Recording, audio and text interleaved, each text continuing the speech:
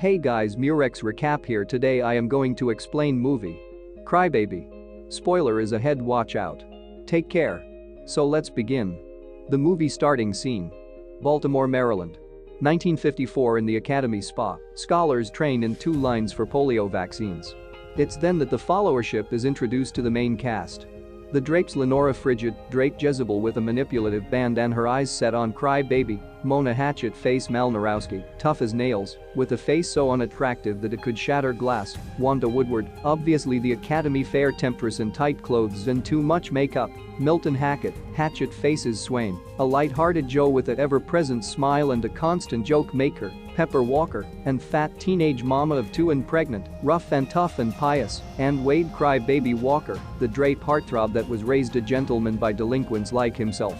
His mores and politeness are a step above that of the average Drape, still, he loves his gang and his culture. They are Drapes, and they are proud. Then, we also meet the 2 main places: Allison Vernon Williams, a forecourt with a rebellious side that is as tired of being good, who, after one moment of eye contact, has stolen Crybaby's heart, and her square Swain Baldwin, who's jealous and territorial and has 2 dreams in life: womaning up Allison and taking down Crybaby and his gang. After the vaccines are administered, the scholars are released. We meet Wanda's mama and father, the Academy crossing guard and machine motorist, independently. They are both blissfully ignorant and extremely uncool. Allison introduces herself to Crybaby and his musketeers, and Crybaby invites Allison to hang out with the Drapes. Allison's grandmother Mrs. Vernon Williams and Baldwin show up with the same communication for Crybaby: stay down from Allison. Though Crybaby, born and raised an outlaw, has trouble with listening, and he and his musketeers tail Allison and her grandmother on the road, driving up beside them and descanting Allison, complete with a blown kiss. After the Vernon Williams and Baldwin arrive at the RSVP Charm Academy, the Academe run bimmers. Vernon Williams, Baldwin and his wiffles perform their act in the periodic RSVP gift show, a lame doo-wop song. Latterly, Allison performs her own song.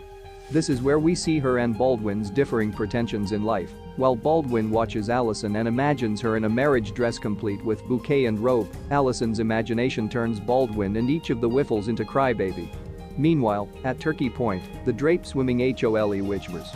Vernon Williams ungraciously calls the Redneck Riviera. We meet Milton's parents, a devout religious couple sermonizing to the delinquents to rue and accept Jesus into their hearts.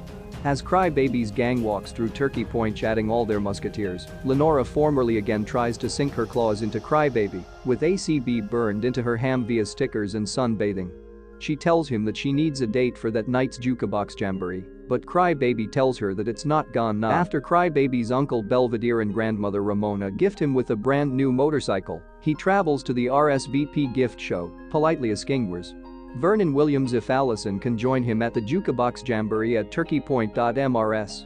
Vernon Williams reluctantly allows when Crybaby shows his poise after Baldwin attacks him.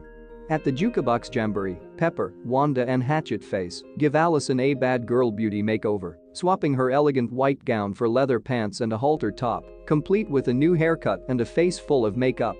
Allison joins Belvedere and Ramona in the followership as Milton, Wanda, Pepper, and Hatchet FACE as the Crybaby combo, back Crybaby for his performance. Lenora, in true groupie fashion, throws her panties at Crybaby as he sings, glaring at Allison as she does so. Crybaby, still, just kicks them away before bringing Allison on stage to song with him. Allison sings a line as her good girl and also exchanges it for roaring her alternate line, bringing her Drape side full circle. After the performance, Allison and Crybaby find a spot in a field where Crybaby confesses his love for Allison and give her her first French kiss. Allison talks about her parents' death, telling Crybaby she's an orphan. Crybaby reveals that his father was the alphabet bomber, notorious for setting off losers in alphabetical order field, barbershop, auto marshland etc., and that he and Crybaby's mama both failed in the electorate president.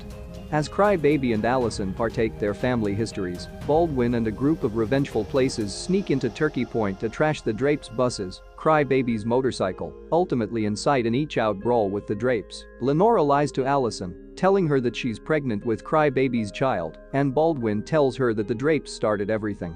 All the Drapes, including Allison, are arrested and brought to court, where Milton, Hatchet Face and Wanda are released to their parents, and Allison to her grandmother, Ramona and Belvedere, are fined $1,000. All, Pepper's Kitties, Snare Drum and Susie Q are put in an orphanage, and Cry Baby is doomed to the Maryland Training School for Boys until his 21st birthday. Cry Baby sings out his craving for Allison on his first night, while Lenora manipulates a clip of Cry Baby, admitting his happiness and pride at being a juvenile decadent into his pride of being a soon-to-be father by telling the journalists that she's pregnant.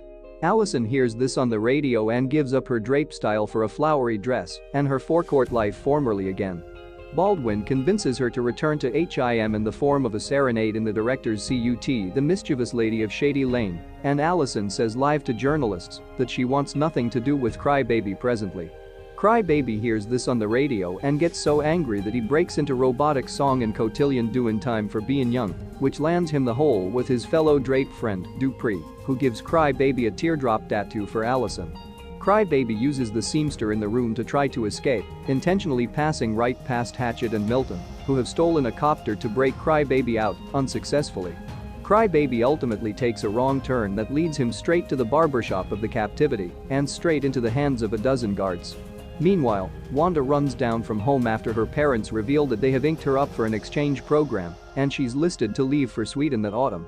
Pepper, Ramona and Belvedere break all the children out of the inhuman Chatterbox orphanage and head to the opening of the Enchanted Forest, Maryland's first themed domain, and where Baldwin, the Whiffles and Allison are performing.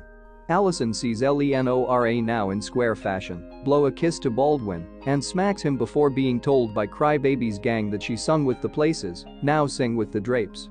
Baldwin insists that he loves her. Lenora announces that she's now a forecourt Andrews. Vernon Williams, now warmed up to Cry Baby and his gang and indeed sporting a cranium and crossbones leg, tells Allison to pick the man that loves her the most. We cut incontinently to Cry Baby's gang Andrews. Vernon Williams outside the captivity with Allison singing on a hot rod hood in a sexy red dress for Cry Baby's release from the judge.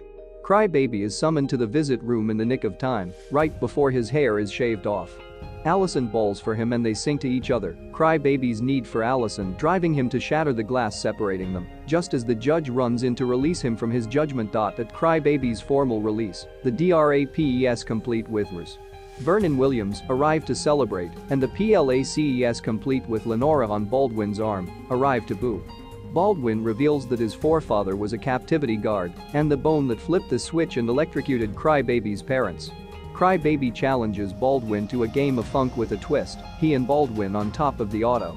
Baldwin agrees, and Allison and the Drapes perform a soundtrack to the GAME High School Hellcats. Baldwin cravens out and Cry Baby wins. Everyone sheds a single gash, except for Cry Baby, who has eventually let go and is suitable to cry from both eyes. This movie is end here. Thanks for watching this video. And don't forget to like, share,